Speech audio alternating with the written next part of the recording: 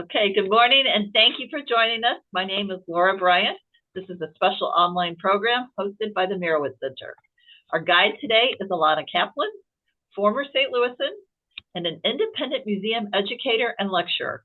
She currently leads private tours at the Met and other museums, and she was an educator at the Metropolitan Museum of Art for 25 years.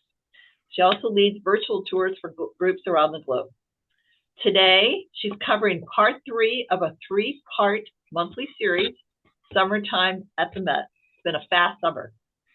It focuses on some of the special joys of summer, and it's been a remarkable seasonal presentation. In June, Elana covered beaches and flowers. Then she moved to sunny days and American art. And today, she's concluding the series with songbirds and their habitat. So we're very happy to welcome Elana back to the Mirowitz Center, and I think this is going to be a lot of fun. Thanks, Elana. Thank you. Okay, great. So I'm so happy to be back with Mirowitz. Thank you, Laura, for always organizing these programs and being so on top of everything. It's really a pleasure to work with you. So I'm very excited about this program. As I was telling Laura, a couple of years ago, I was approached by the Audubon Society to do some programs about birds and art. And that started my journey in this topic. I didn't know anything about birds really at all. I worked with someone at the Met who was an avid birder and would, talk to me about it, but I knew nothing about birds. And I was really so surprised when I started doing the research, and through the years I've been doing more and more research, how many works of art include birds. So if you put birds just in the Met's computer base, thousands of works of art come up. And then if you get more specific, like doves or parrots or whatever, it's just amazing. So what's really fun about this program today also, which I think is a little different than some of our other programs, it's not focusing on a specific artist or an exhibit or a time period. It's really going to be a cross-cultural, cross-medium, cross-time exploration of birds. So it's very exciting to see, how different cultures present birds and also the meaning of birds to different cultures. So I had many different ways I thought about organizing it, and the way I came up with was by medium. So we're going to start with sculptures, we're going to look at decorative arts, we're going to look at musical instruments, we're going to look at paintings. And I tried to do it pretty much chronologically, starting with the oldest works of art from ancient times through modern paintings and sculptures of birds. So that's the rough by medium and also by chronologically. I do want to put it out there that we might go a little bit over today because there was so much and I had trouble cutting anything out. So we might go a few minutes over. I understand if people have to leave. I will also leave time at the end for questions, but I just want to let everyone know I might go a few minutes over today because it's really such a rich topic. Okay, so with that introduction, we are going to get started.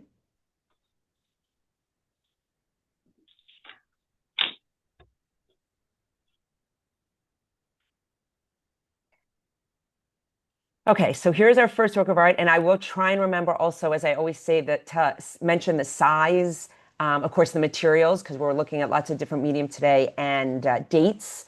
As I said, on Zoom, on the computer, all of these images look the same size, and as you'll see, many of them are much larger, much smaller than we can tell from the image. Okay, so first work of art is a marble grave stele of a little girl.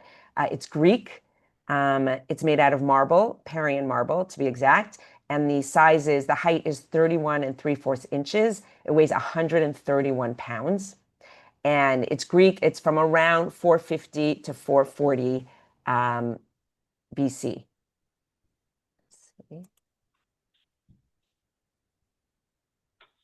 Okay, here we go. Okay, so as I'm describing it, please, look carefully at this work of art, and first I'll describe it, and I'll give you some background to it. So on this ancient Greek gravestone, a little girl stands in profile. The gentle gravity of this girl is beautifully expressed through her sweet farewell to her pet doves. Her peplos that she's wearing is unbelted and falls open at the side, while the folds of drapery clearly reveal her stance. She bows her head with an unusual sadness for her age, vividly expressed on her face. Look at the detail of her hair. the artist carved each strand of her hair, letting its waves fall in different directions and working them all in an elegant direction. And as you're looking at this work of art, again, remember it's carved out of marble more than 2,000 years ago. And look at the textures that the artist was able to show us. The texture of her hair, of her peplos, the folds, the smoothness of her skin. It's quite amazing that this was carved out of marble. So the child wears a simple garment, a rectangle of woolen cloth called a peplos, which is folded over at the top and fastened at the shoulders. Her dress is open on the right side, revealing the outline of her body. She wears sandals, which had originally had straps painted on her feet. The little girl is holding a dove close to her chest, and the bird is pecking her lips. Another bird is on her fingers. Both birds are content to stay in her arms. Children often appear with pets in their grave reliefs, and we can tell from the tender, affectionate way in which she holds them that these doves were her favorite. The gravestone seems to show an everyday moment. At the same time, it is eternal. This is the motivating principle of the classical style, to describe nature and also to idealize it. This gravestone was found in 1775 on the Greek island of Paros, one of the many small islands in the Aegean Sea. The group of islands is known as the Cyclades, as they appear to form a circle. Paros, the island Paros, is composed largely of marble. This marble, which is called Parian marble that we see here, was highly prized in antiquity, and it is still considered one of the finest marbles in the world for carving sculpture.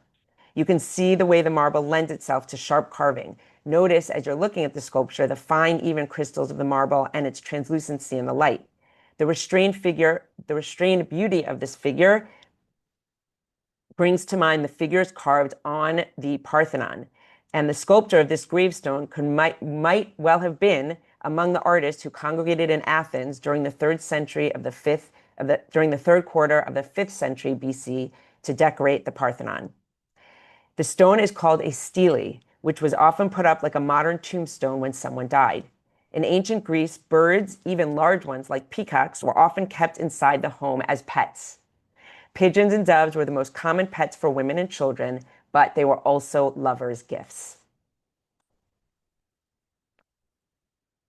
Okay, so we're moving from ancient Greece. Now we're moving to ancient Egypt. And I actually was just in the Met yesterday and looking at this sculpture as I was doing some more research about it. So this one it's made out of sandstone. The dimensions are 28 inches by 7 inches by 18 inches, and this weighs 122 pounds. So it's pretty amazing how heavy these sculptures are. They're not so big. It's from 360 to 343 BC, and the name of it is God Horus Protecting King Nectanobi II. Okay, so as I am describing it, again, look at the sculpture and see all the details that we're referring to here. The pharaoh, Nectanobi II, often invoked a very close connection, even emerging, between himself and the falcon god of kingship, whose name was Horus. In fact, Nectanobi II was the focus of a cult in which he was referred to as Nectanobi the Falcon, which could indeed be what is represented by this striking conjunction of a powerful falcon and the monarch. This idea seems to be supported by the fact that Horus is not named on the base, right? You can see some writing here on the base. So Horus is not named here, the god Horus, only Nectanobi and another god, Osiris. So I just want to show you also the side and the back of it, because it's just, again, the way these sculptures are carved is just amazing. And remember, again, it's made out of sandstone and it is over 2,000 years old. So the details in these sculptures and the carving is really amazing. It's quite an impressive statue, and it represents Egypt's most beautiful bird of prey, the falcon. According to Egyptian beliefs, the falcon was an incarnation of the sky god Horus, who was also the god of kingship. Okay, here's again the work of art, but I wanted to have a focus on the pharaoh that you find in between the legs of the falcon. So here we have Horus, who's represented as a falcon, standing in a dignified, upright position with his wings folded. He wears the double crown of Upper and Lower Egypt, signifying the union of the Nile Valley in the south and the Delta in the north. Between the falcon's legs stands a miniature pharaoh. Both Horus and the pharaoh have a protective cobra or a uraeus. I'm just pointing to them in the images. The cobra or the uraeus on their headdress. The uraeus was an ancient Egyptian symbol representing royalty, protection, and divine power. The inscription on the base down here provides his name, Nakhthorhorb, which means the forceful one of the festival Horus. Following the ancient Greek version of his name, Egyptologists called the pharaoh King Nekhtenobi II, who ruled between 360 and 343 BCE. Nekhtenobi's position under the bird's powerful breast implies that Horus offers him protection. The closely knit group of God and Pharaoh could also be understood as one entity with the divine and human aspect, which we often see in the relationship between the Pharaoh and the gods in ancient Egypt. This idea of divine kingship, in which the Pharaoh was both protected by the god and an incarnation of him, was a fundamental Egyptian concept. Nekhtenobi II was Egypt's last indigenous ruler. After his rule, there was a brief interval of Persian domination, after which Alexander the Great conquered Egypt in 332 BC. In such precarious times, because he was the last ruling pharaoh, this statue's emphasis on the age-old belief in a divine ruler was surely an excellent way to bolster the morale of the country. Other works of this type were distributed all over Egypt. Okay, so now we're going on to our next object. And again, as we're going through, and one of the major things that I'm looking at is medium. So we started with a marble sculpture, then we're looking at a sandstone sculpture. Our next work of art, our next two works of art are actually wooden sculptures. We are jumping in time because these are from the 19th to mid 20th century. They're made out of, well, let's see, the left one is made out of wood, pigment, iron, and granite. The right one is made out of wood, iron, and twine. Both of them are about the same size. They're about 59 inches tall, 23.5 inches wide, and the diameter is about 14.5 inches. And these are Sinufo birds made by Sinufo artists in Africa. And as I said, they're from the 19th to mid 20th century. So what I'm going to do actually is I'm going to describe them a little and talk about their use, but then I have a very short YouTube video showing how these works of art were used and worn. And something to keep in mind as we're looking at the art today is, although the first sculpture we looked at was a gravestone and the second one was a sculpture, the ones we're looking at now, even though in the museum they are behind glass and they are sculptures, they were actually made to be worn. They were made to be worn, they were made to be used in ceremonies. They were not art to just be looking at and standing in cases, which is how we have them in the museum now. So when I was able to find videos of how they were used in ceremonies, I think that's very important to see that aspect. Okay, so first I'm just going to describe them a little and explain what they were used for, and then we'll watch about a 1-minute video about them. So bird figures are among the many art forms associated with Poro, a society of initiated Sinufo men.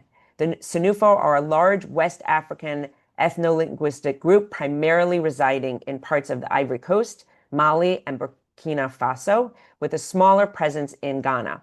They are known for their diverse subgroups, unique cultural practices, and artistic traditions, as we see here.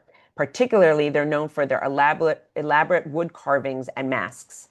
Poro, the society, functions as a system of governmental and economic control, preparing young men for their roles as adults and serving as a channel for the worship of ancestors and of their ancient mother, one of the two principal Sinufo deities.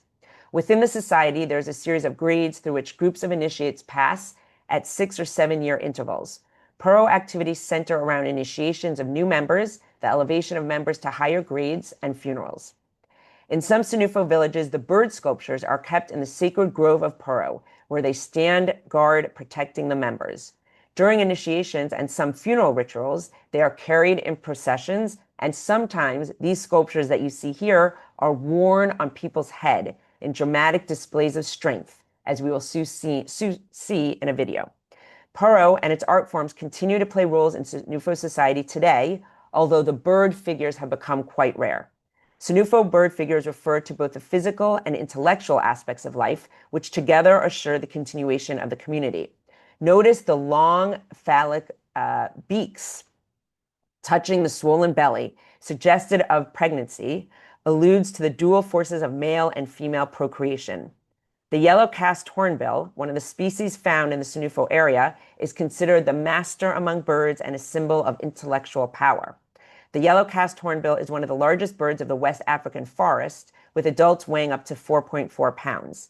They live mainly in the forest canopy, rarely feeding on the ground. The yellow head is equated with the red caps worn by Paro elders, who, like the bird, embody wisdom and authority. Now notice the sculptures, notice the rectangular outstretched wings. Sometimes they're painted, as you can see on the left side. Sometimes they're painted with geometric shapes. Sometimes they're carved in relief with geometric designs or images of other animals, including, as you see here, birds. And sometimes they also have lizards or other animals or human figures. These motifs serve as didactic tools, referring the initiate to the wealth of knowledge embodied by the Paro. Okay, so now we're going to watch the video. Again, it's short. You will not see these exact masks being used because, as I said, they're not really used anymore, but you will see similar ones, and you'll see, again, how they're used in ceremony, and again, to reiterate the fact that these works of art are not meant to be, in museums behind glass, but they're really meant to be worn and used in the communities and the societies. In Senufo communities of Côte d'Ivoire, becoming an adult isn't about age. It's about surviving Poro, a secret society initiation that can last 20 years and transform boys into men through encounters with the divine. The masks used in these ceremonies aren't costumes. They're vessels for supernatural beings who test, teach, and ultimately transform initiates through controlled terror and transcendent beauty. Onyogo masks, bird-like forms with curved beaks and elaborate crests, represent mythical beings who can fly between worlds. Dancers wearing these masks move with impossible grace, their carved wings catching firelight as they demonstrate lessons that can't be taught with words. The Poro Society owns the masks collectively. Individual ownership is impossible. These sculptures belong to the community's spiritual infrastructure, as essential as schools or hospitals.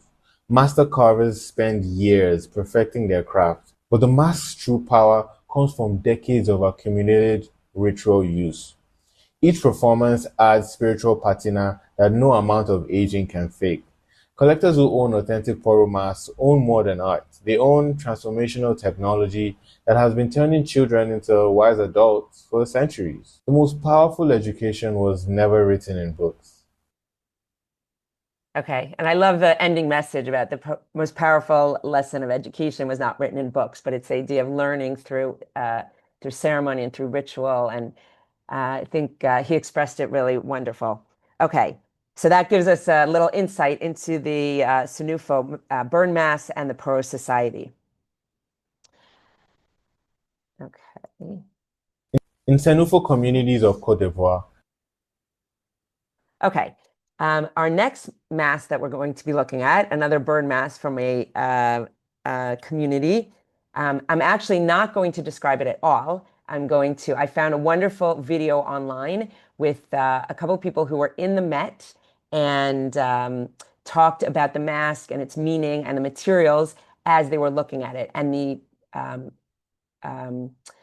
advantage of doing it that way is that you'll be able to see the front, the back, the sides of this mask. It's made out of unbelievable materials, as you can see. It's about a 4-minute video, and they really explain in the video the materials, how it was used, why it was used, and it's a really great focus on this mask. So you'll get a break from my explaining, and you'll get to hear some other voices who are experts in this area.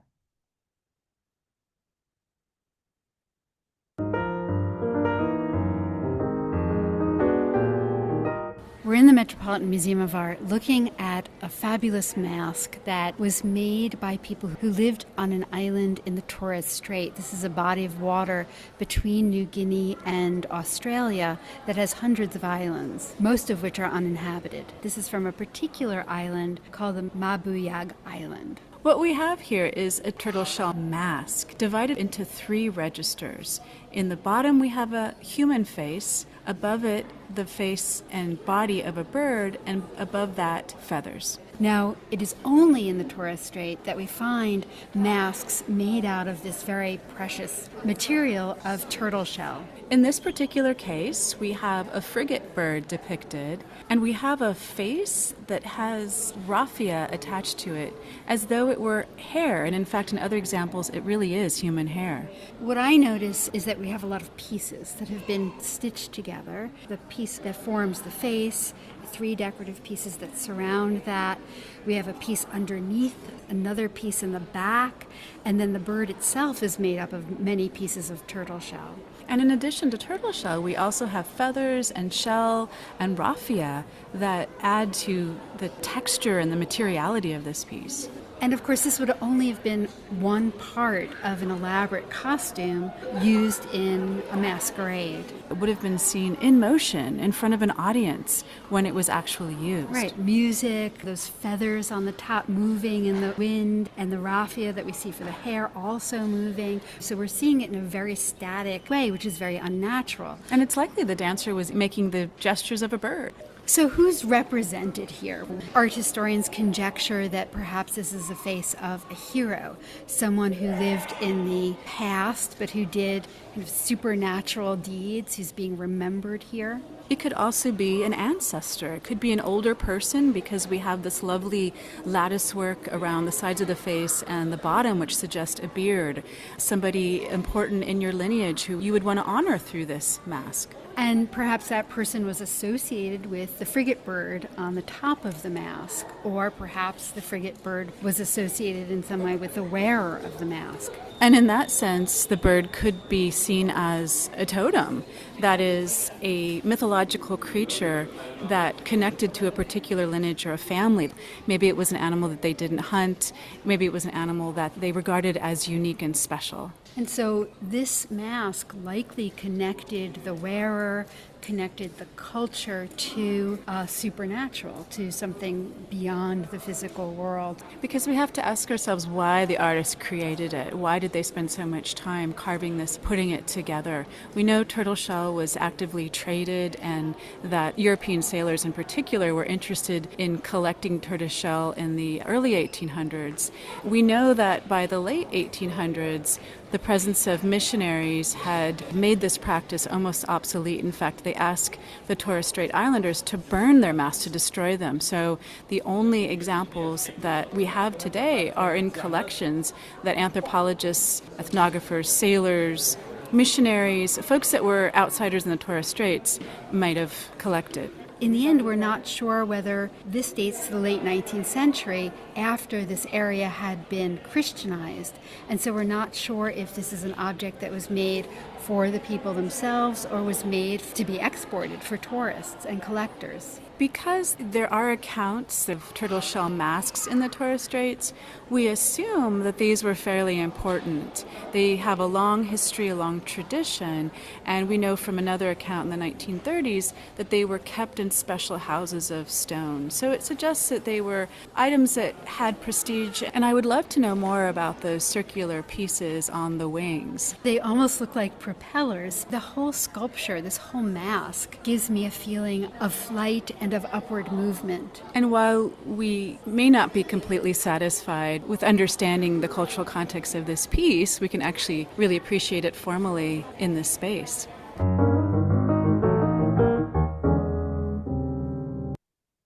Okay, so I hope you enjoyed the video as much as I did.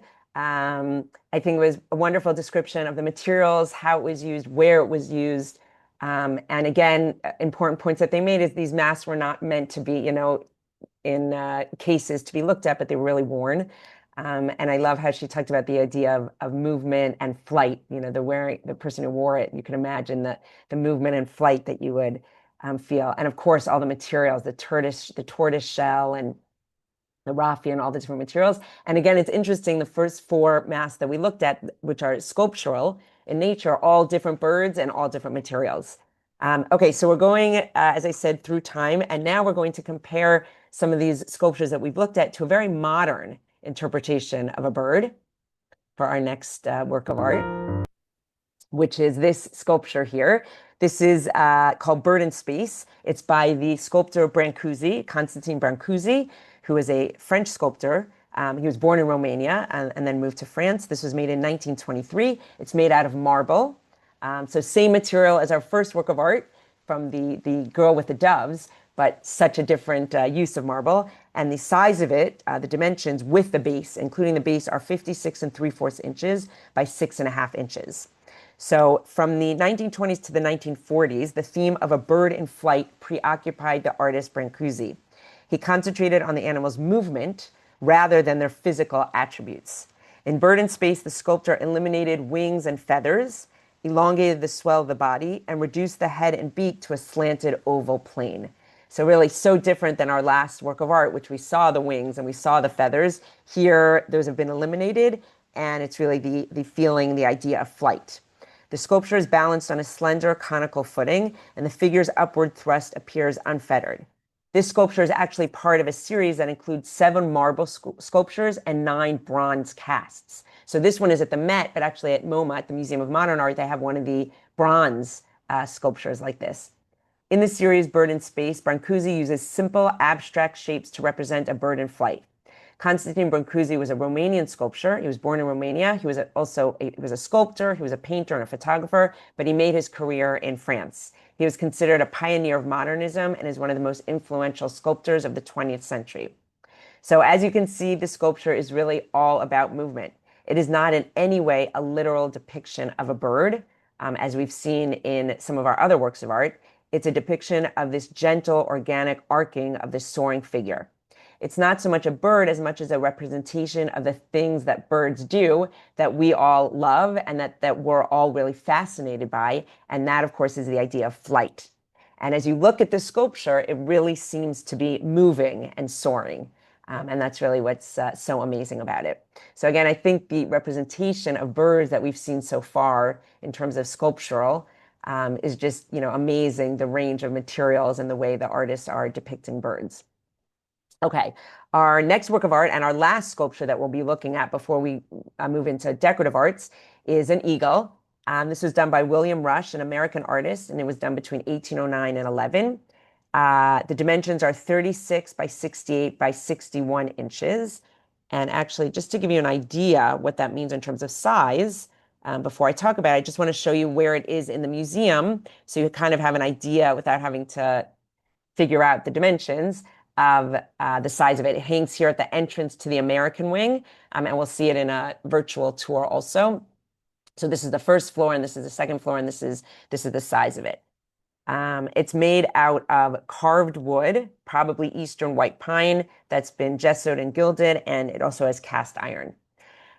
Okay, so just a background about when and why this bird was created. This monumental eagle of fluid and energetic form was commissioned in 1809 by St. John's Evangelical Lutheran Church in Philadelphia for its new building.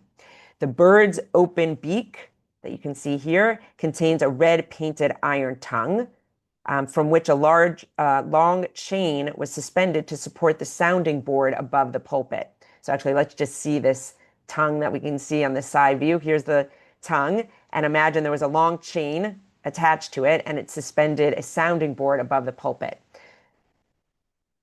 So imagine gazing up at this soaring gold eagle in the early 1800s when you're standing in church. The artist William Rush carved this commanding bird from pine for the church. There, the eagle hovered over the pulpit. Like many early sculptors in America, Rush came out of an artisan or a craftsman tradition. He actually began his career as a carver of ship figureheads, working primarily with wood. But using wood for this massive eagle required additional structural support, and thus, as I'd said earlier, an iron rod runs through the bird's body, extending from the tail to the tip of the painted red tongue that we can see here. There's actually another rod, iron rod, which supports the bird's extraordinary 6-foot wingspan. So there's a rod that supports the wingspan as well. With its multiple layers of gilding or gold, one can imagine what a commanding presence it must have had as it gleamed in the dark, candlelit church above the pulpit. But after a few decades, Rush's eagle was actually relocated. In 1847, the sculpture was removed from St. John's and it was installed in the Assembly Room of Independence Hall, placed in the very room where the Declaration of Independence was signed. In that location, near the Liberty Bell and near Rush's 1815 carved statue of George Washington, its symbolism changed. So when it was in the church, it was a symbol of the church's patron saint. But when it was moved to where the Declaration of Independence was signed, it changed into an emblem of national pride and American patriotism, and it became a national symbol. The eagle, chosen by our founding fathers to be an emblem of the nation and a proud assertion of American strength and freedom, was proudly placed in its new home, and it remained there from 1847 until 1914. Now, how did it get to the Met? It was acquired by the Met in 2002, and it is now proudly hanging at the entrance of the American Wing. So as I said, we can see it here. And this is actually a segue into our next topic, which is from sculpture, we're going to decorative arts. So we were looking at this eagle right here that you can see at the entrance to the American Wing. Our next work of art is going to be this stained glass window, which I have shown you before when we talked about stained glass, but it has a hidden bird in it that we will look for in a few minutes. Before we do that, I actually just want to bring us into the American Wing so you can really understand where its placement is and its prominence as in the entranceway to the American Wing. So we'll jump over into the American Wing. So here we are in the American Wing of the Metropolitan Museum of Art. This is a kind of inside-outside room. It's a courtyard that is the large entranceway into the American Wing. So you come from medieval art, you walk into this courtyard, which has windows here. It's well lit these are windows that look onto Central Park. And this is a courtyard that's just filled with American art. It has Tiffany stained glass windows. It has lots of sculptures. This bank facade that you see that we talked about with the American Wing at 100. This bank facade is from a bank that was on Wall Street, and the Met got its facade. And then as you walk down the hallway to lead you to the American Wing paintings, you can see as you're walking down the hallway, the eagle right here. And it's, as you walk down the hallway and get closer and closer, you see its importance here at the leading right into the painting wing of the American Wing. So that's our eagle by William Rush. And right next to it is this very large stained glass window called the Welcome Window, which we will look at next. Again, I just wanted to let you see it in the museum, get an idea of the size of it. In terms of the size of the window, it's 156 inches by 96 inches. I'll show you a picture of me standing next to it so you can really understand the size. And we'll see what bird you can find in that. Okay, so let's go back so we can see it over here. Okay, so here is that stained glass window we were just looking at. It's called the Welcome Window, or stained glass window from the Mrs. George T. Bliss house. It was made between 1908 and 1909 by the artist John Lafarge. It's made out of leaded opalescent glass, different types of glass, copper wire, and paint. And as I said, it's 156 by 96 inches, quite a large window. So I'm going to talk about it a little bit. I'm not going to go into the whole technique of stained glass because I've done that in other stained glass series, and we're focusing on birds today. But as I talk about it a little bit, see if you can find the bird. Don't worry if you can't, it's very small, and I will enlarge it in a few minutes so you can see it. But as I'm giving a background, see if you can find the bird. So the artist John Lafarge, who made the stained glass window, was actually a rival of Louis Comfort Tiffany, who's the stained glass window artist we'll look at next. And they were rivals in their use of opalescent, colored, and textured glass. This window was completed a year before John Lafarge passed away. It was one of his most complex works. It was commissioned in 1908 by Mrs. George T. Bliss for the grand staircase leading up to her house at 9 East 68th Street in New York City. As you're looking at it, I'll point out some details. You can see it features a young woman in classical garb, welcoming visitors while drawing back this, you can see she's pushing open a textile, a Chinese embroidered textile. And what's amazing about this, remember, this whole work of art is made out of glass. It's made out of stained glass. But this textile that she's pushing open is actually a replication in glass of a Chinese textile that the family owned. So John Lafarge saw this textile that the family owned, and he made it out of glass in this window, which is quite amazing. Look at how he used stained glass to evoke the folds in the woman's garment. It's really amazing what he was able to do with stained glass. We also can see around the window decorative panels with garlands and different ornaments framing the window. This work of art, this stained glass window, took over a year for John Lafarge to complete, but he considered it one of the finest pieces of glass ever made. So now let's look a little more closely at the details. The woman that you see here, it's an elegant life-size figure of this woman. This woman was actually Mrs. Bliss's daughter, the person who commissioned the window. This was her daughter. Her name was Susan Dwight Bliss. Now she ended up donating many of John Lafarge's works of art to the Met, including some of his watercolors, and she's the one who donated this window to the Met in 1944. So the woman you see here donated the window herself to the Met. In this window, she's representing the allegory of welcome, a classically garbed figure in the prose of Andromeda. And you can see she has her arms open to say welcome, welcome into my home. She wears a shimmering, loose-fitting gown reminiscent of Hellenistic Greek drapery. Her expression is blissful, and her right hand is extended in welcome. With her left hand, of course, she holds open the curtain that we were talking about. And on this curtain, if you haven't found it yet, is a pattern of peonies. And there's also a golden pheasant. I don't know if anyone's seen it yet. The borders surrounding the central scene are more transparent, so they can let in a little more light. This, as I said, this is a masterful work of art. It was done in 1909, and it looks amazingly like a painting. So for anyone who hasn't found the pheasant yet, here I have a close-up of the window. It's actually, let me go back for 1 second. This is her hand that she's holding open in welcome. Right underneath it, and it's actually a great contrast, the smoothness of her hand to the many, many different colors of the many pieces of glass of the pheasant. Here we go. Here you can see it right under her hand. So it's interesting, for her hand, he uses one piece of solid glass, one piece of solid painted glass, and right under we have this bird that has many bright colors. Each feather and each piece is made out of different colors, and even each piece of glass has multiple colors in it. And it's probably a male pheasant due to the bright colors and its very long tail. So you can see, where birds are used in so many different types of art, so many different medium. Here in this very large window, it's just a small piece, but a bird that we actually haven't seen yet. Okay, so that is John Lafarge's window. And now we're going to go to Tiffany's window. So the window, John Lafarge window that we just saw, was huge. As I said, it was 156 by 96 inches. And even though this window looks the same size on my screen, on our screens, it's much smaller. This window is 26 inches by 17 3/4 inches. And it was made by Tiffany. It's called Hibiscus and Parrots. And it was made between 1910 and 1920, sometime in that time. And because it's such a small size, and it's also a secular subject, suggests that it was probably for a domestic setting. And we do know that some people did have stained glass windows in their homes.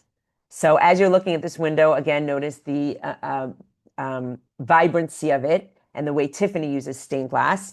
It's a very vibrant window of hibiscus and carrots, and it reveals Tiffany's brilliant use of color and texture.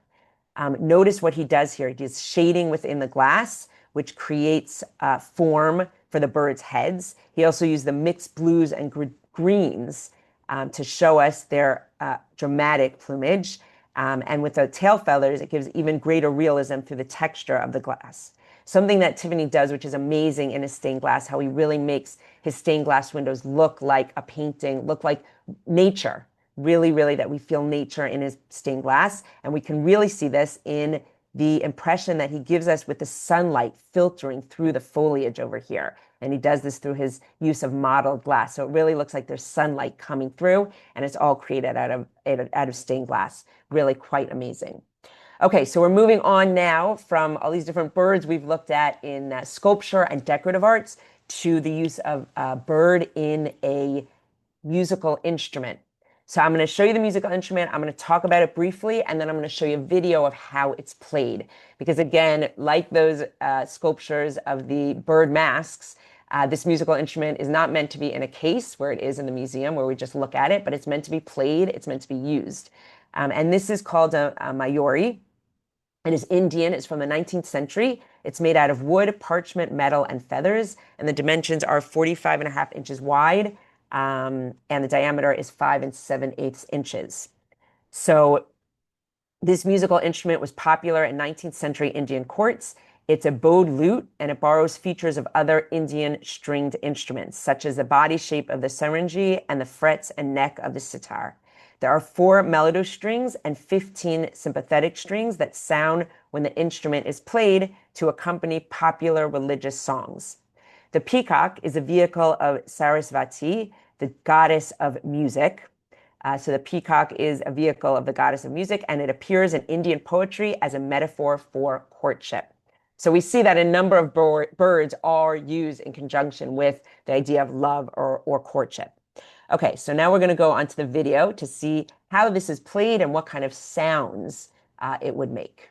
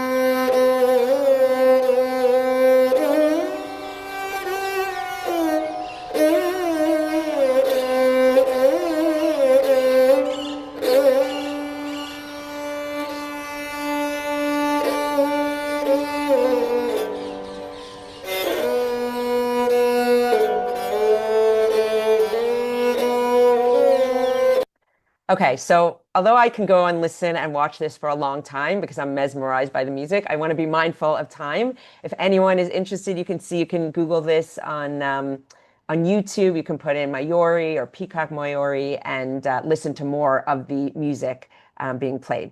So we're going to move on. And we're going to move on to a work of art from Japan. And this is a folding screen.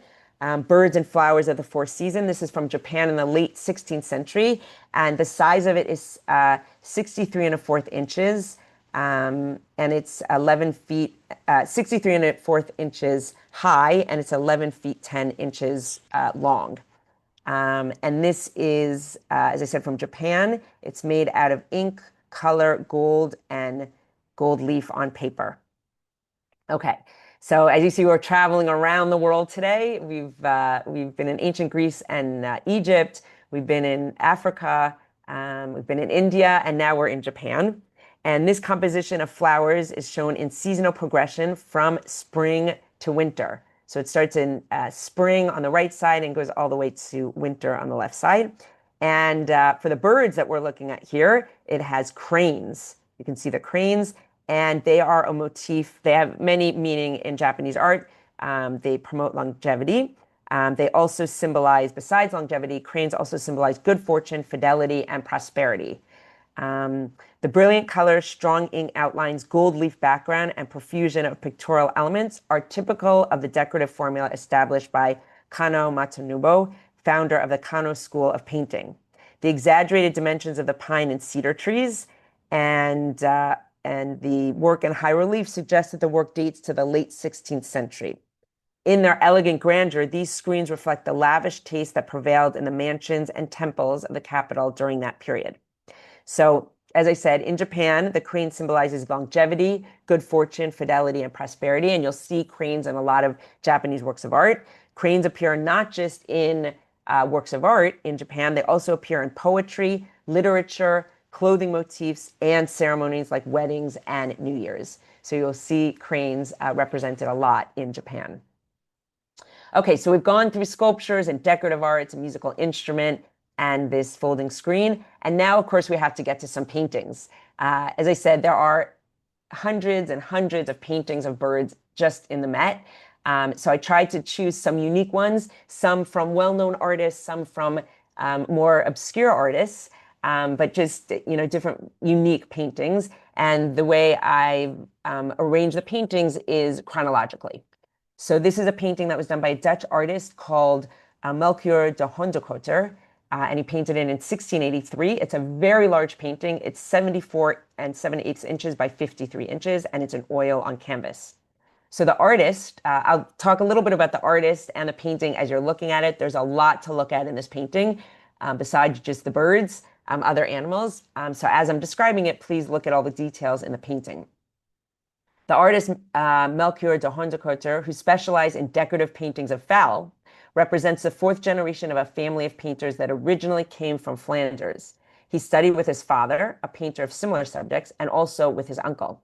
This large and splendid picture, dated 1683, is one of about 20 works that allow a tentative outline of the artist's chronology. The trees and architecture depicted here, though the building's motifs are contemporary with the painting, suggest a grand old country estate.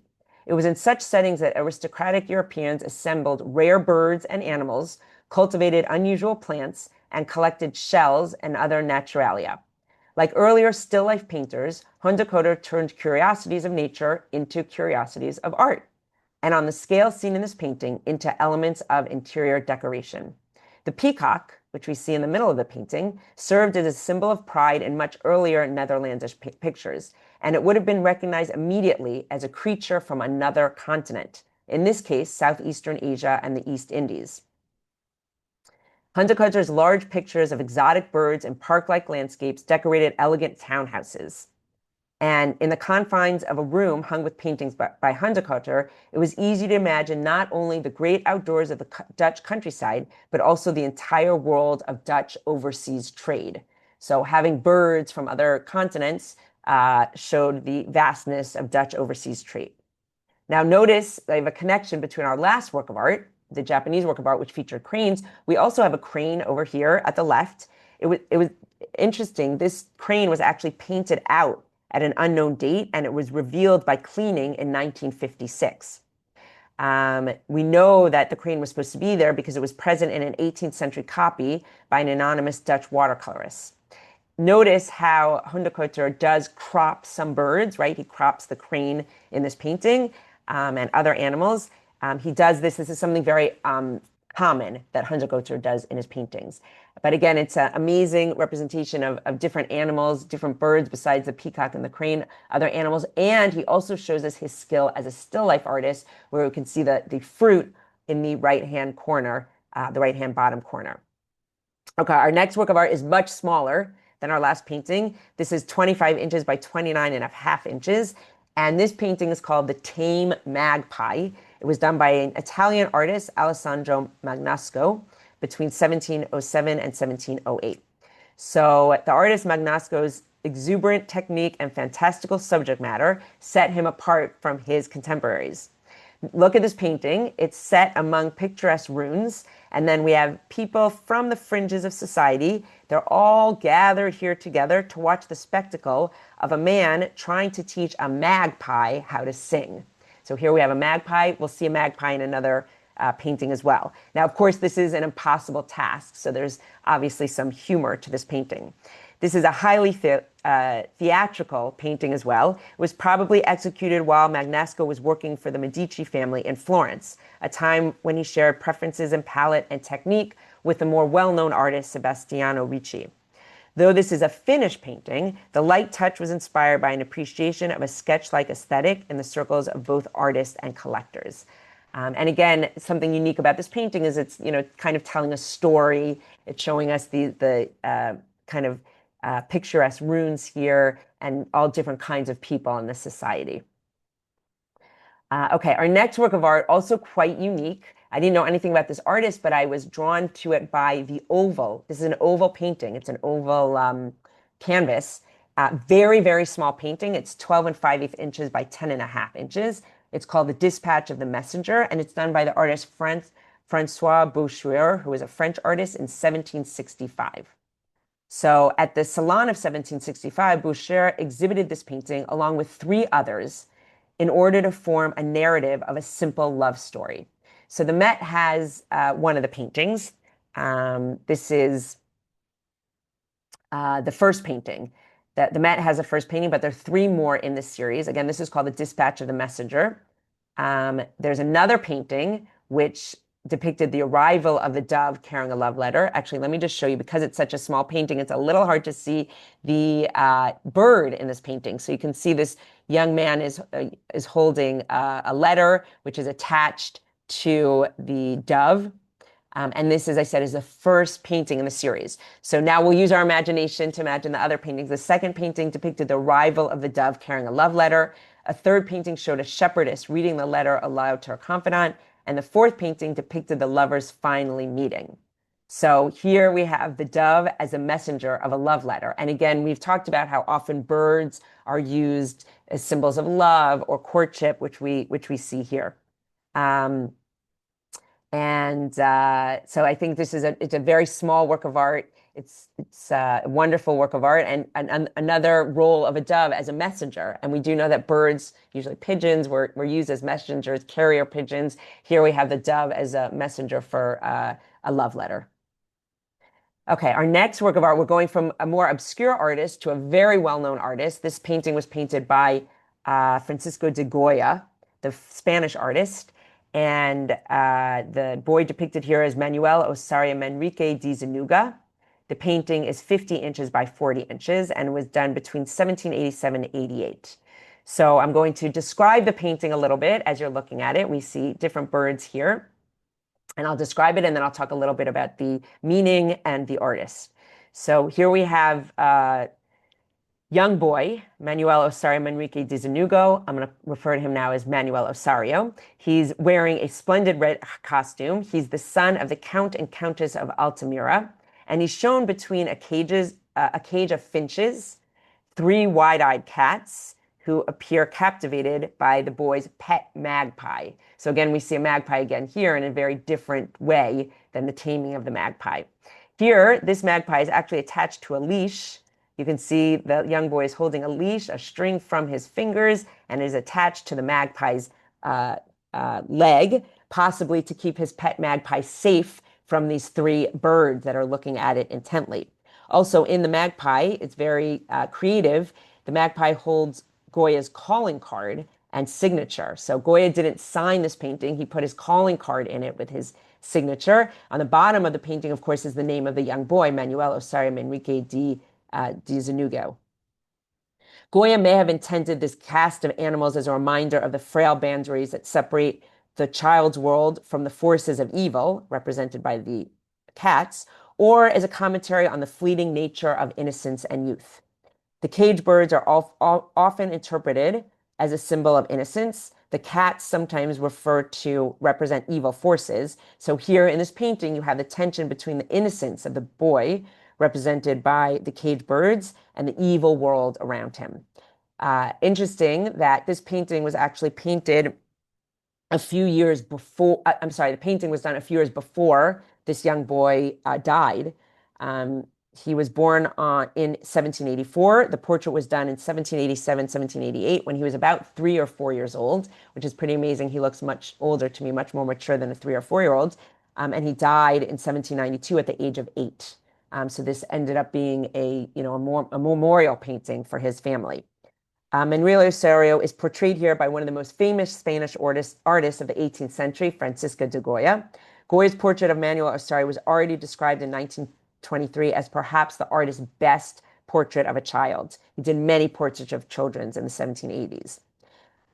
Less than 50 years later, in the 1970s, the painting had assumed iconic status and was considered one of the most appealing and successful portraits of children ever painted. As I said, Manuel Osario is wearing a red jumpsuit with a white sash, a symbol of his importance. The boy looks almost like a doll in the painting with a very white face. Goya is painting this portrait in a very soft way, but you can really see that the technique of Goya and what made him such a famous artist. Look at how he represents the materials. Look at how we represent silk and fabric, especially in the boy's sash, in his shoes, the the texture of the cats, for all these things that he shows us, his color and technique showing that we see represented here really make him one of the greatest painters of Western art. Okay, on to our next painting, which is a folk art painting. This is done by Rufus Hathaway, an American artist in 1790. It's 34 1/4 inches by 32 1/2 inches. And the name of the painting is Molly Wales Fobbs, or another name for the painting is Lady with Her Pets. They said it was done in 1790. So a little bit background of the artist, Rufus Hathaway. He was born in Massachusetts. He worked as an itinerant portrait painter before pursuing a career in medicine. This painting, Lady with Her Pets, is his earliest known work, and it depicts Molly Wales Fobbs of Raynham, Massachusetts. Fashionably dressed, Molly sits in a Chippendale-style chair, surrounded by a fantastical array of pets, which were likely included as emblems of her beauty, loyalty, and affection. They may also reference her family's interest in natural history, as her father was a professor of natural and experimental philosophy. The flowers that you see, which decorate her fan and her bodice, combined with her French-inspired hairstyle, identify Molly as a refined and worldly woman. The occasion for this richly symbolic image was her engagement to the Reverend Elijah Leonard, who was a minister of the Second Congregational Church in Marshfield. She got married in 1792, and this painting was done upon her engagement. The painting is one of the best known examples of American folk art, yet the sitter reflects provincial attempts to echo European styles. As we said, look at her hairdo. It's called a Harrison, or a hedgehog style coiffure, and it's emblematic of French couture. And also the arrangement of her pets mimic contemporary French fashion and portraiture, which Hathaway would have known about through prints. This is Hathaway's earliest known work, and it retains its original marbleized frame. Okay, we're going to look at two more works of art, just to give everyone an idea of our timing, and then we'll have time for questions. This is called the Ivory-billed Woodpeckers. It was done by Joseph Bartholomew Kidd, who's an American. It's a painting that was done after a work of art done by Jane Johns Audubon. I felt like we couldn't talk about birds and art today without referring to James Audubon, who was the namesake for the Audubon Society. He wasn't the founder, but the namesake. We'll talk about that. The painting was done between 1830 and 31, and the size is 39 inches by 26 inches. So we're looking here at the ivory-billed woodpecker, which was last seen in 1944. It was thought to be extinct, the ivory-billed woodpecker, but reportedly it has been sighted several times over the years in a national wildlife refuge in Arkansas. So although it's officially extinct, apparently they have been sighted. Here, the ivory-billed woodpecker is depicted life-size. The ivory-bill is the largest of its kind in North America. And James Johns Audubon referred to this bird as, quote, the great chieftain of the woodpecker tribe. He also referred to it as, quote, the Lord God bird, for the exclamation it elicited from those who saw it. So I guess when people saw it, they would say, Lord God. Audubon made a watercolor of this ivory bill. It's at the New York Historical Society. He made it sometime before 1826. And then after he made his watercolor, he commissioned Joseph Kidd to copy his painting and other of his bird subjects in oil for display in a traveling exhibition that Audubon planned, but he never realized. The copyist actually added the landscape background that you can see here. This was not in Audubon's original watercolor. And just a little bit about John James Audubon, who commissioned this painting. So he lived from 1785 to 1851. He was an American ornithologist, which is a person who studies or is an expert on birds. He was also a naturalist, and he was a painter. He was notable for his extensive studies documenting all types of American birds and for his detailed illustrations that depicted the birds in their natural habitats. His major work was a color plate book entitled The Birds of America, 1827 to 1839, and it contained 435 life-size watercolors of North American birds. They were all reproduced from engraved plates. His book is considered one of the finest ornithological works ever completed. and he himself identified 25 new bird species. Now, although John James Audubon had no role in the organization that bears his name, because the National Audubon Society was founded in 1905, and James John Audubon died 50 years before that. So he had no official role in the society, but he was the inspiration for the organization's earliest work to protect birds and their habitats. And thus it's named after him. Today, of course, the name Audubon remains synonymous with birds and bird conservation all over the world. So we're looking at a painting that was commissioned by John James Audubon, and was a painting after one of his own watercolors of the ivory-billed woodpecker. Okay, our next painting was done by a well-known artist, Edward Manet. We actually did a talk on Manet's exhibit at the Met, Manet and Degas. And I think we had included this painting actually in that talk. So I will just talk about it a little bit. It's called Young Lady in 1866. It was painted in 1866, and it's very large. It's 72 inches by 50 inches. So in the early 1860s, this artist, Edouard Manet, actually scandalized the Paris art world with his canvases of provocative nudes. So our painting, of course, the woman is fully clothed, but the artist still managed to subvert convention in this painting. So first of all, he's using a full-length format, which was usually reserved for state portraits. His model that we see here, Victorine Morent, had actually posed nude for a number of his earlier paintings. In this painting, the young lady is the epitome of graceful, buttoned-up elegance. Here, appearing relatively demure, she flaunts an intimate dressing gown. So even though she's clothed, she is wearing an intimate dressing gown. The image is suggestive. It's also very suggestive because she's fingering a man's monocle in one of her hands in coy detachment, and we can just see a glimpse of her foot peeking out from beneath the yards of her pink silk dressing gown. Manet allows the sensuality of the work to be carried by the rich passages of paint, the creamy pinks and whites of the figure enlivened by blacks and the daring clash of oranges and acid yellows, and such telling details as her intimate attire.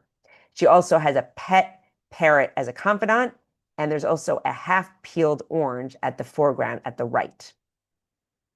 So what's interesting about this painting is that recent scholars have interpreted it as an allegory to the five senses. So we have the five senses represented here, and maybe that's why there's some kind of interesting additions in this painting. So we have the sense of hearing, which is represented by her parrot confidant. We have the sense of taste represented by the orange down here. We have the sense of touch, which is represented by the woman's finger and thumb, which just touch each other over here. We have the sense of smell, the bouquet of flowers, and we have the sense of sight, the man's monocle that she's holding on to. So I think it's interesting, all the five senses here. The Met was actually the first museum in the world to collect Manet's daring work. It received this painting and Boy with a Sword as gifts in 1889, just 6 years after the artist's death. Okay, and we're going now to our last painting, which is a modern painting. It's called White Rooster. It was done by Milton Avery, an American artist. He did this in 1947. And it's oil on canvas, and the size of it, also a large painting. It's 61.5 inches by 50 3/4 inches. So White Rooster is actually the third of Milton Avery's paintings to enter the Met's collection.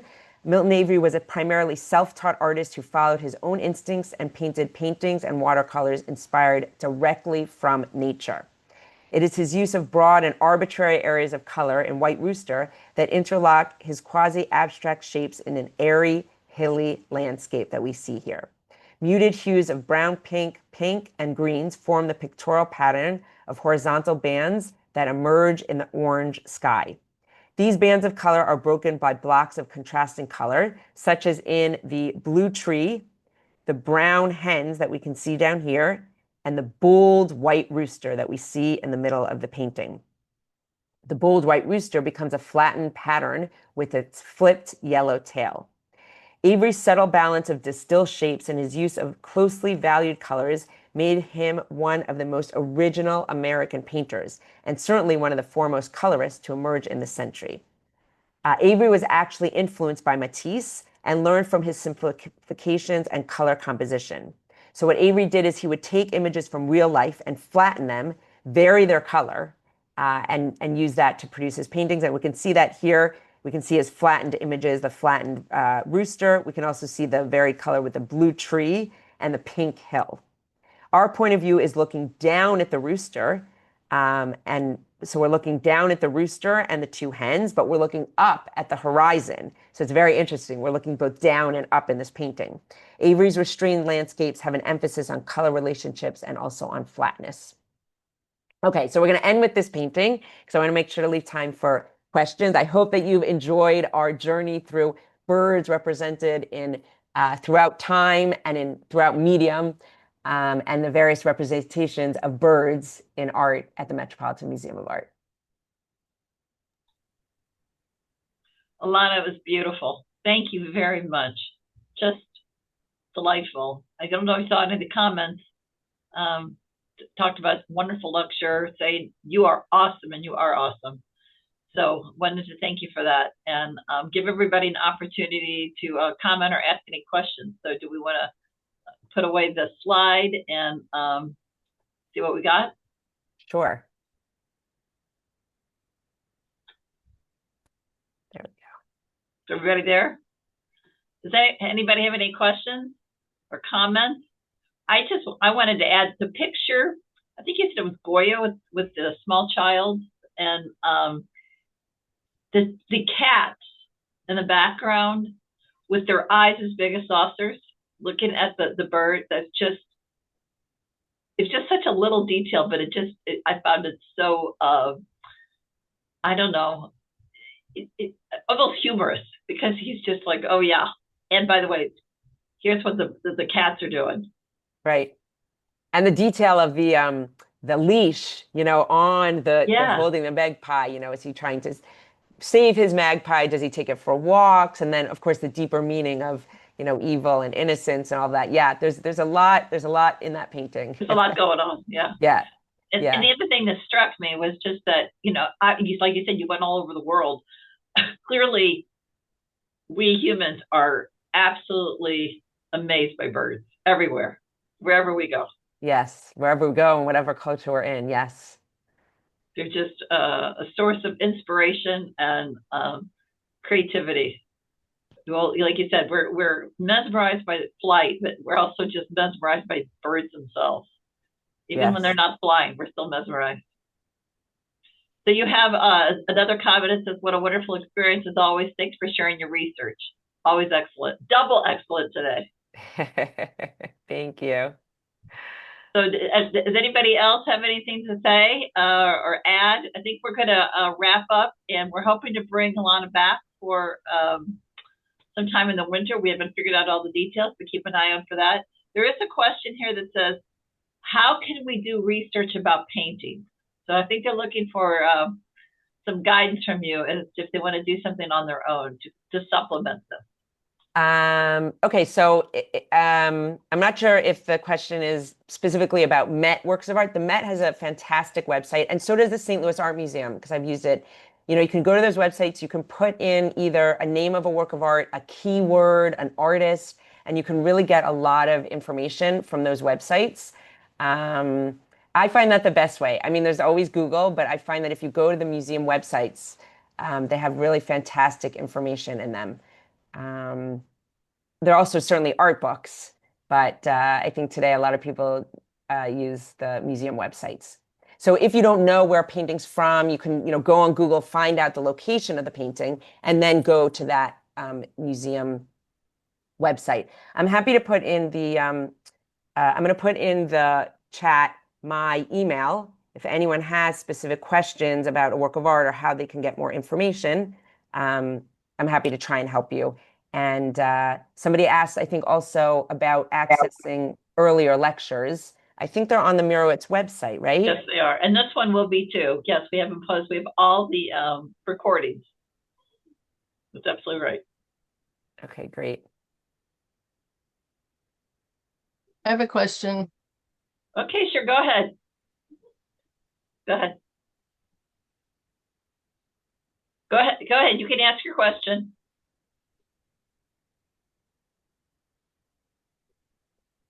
We can go ahead. We can hear you. Okay. Okay. Well, my name's Rita, so I didn't respond when Oh, you okay. said I'm what you sorry. said. Go ahead, Rita. That's all right. Yeah, Alana, I missed the beginning, so I'll have to watch it, but in some other way. But when these models or women posed, were they that was their living? Were they relatives or a mix of that? And what did society think about that? Especially some of the ones that we didn't see today that are a little more risque. I'm just curious about that. Okay, it's very interesting. It could be a whole topic in itself, actually. Really depending on the artist. Some artists use family members. Mary Cassatt often used family members. Other artists, some use paid models. Certainly, this woman that we saw in the Manet painting, Victorine Moret, she was a paid model. Sometimes, yes, people did that full time. Sometimes part time. Actually, Claude Monet, met his wife. She was a model, and that's how he met.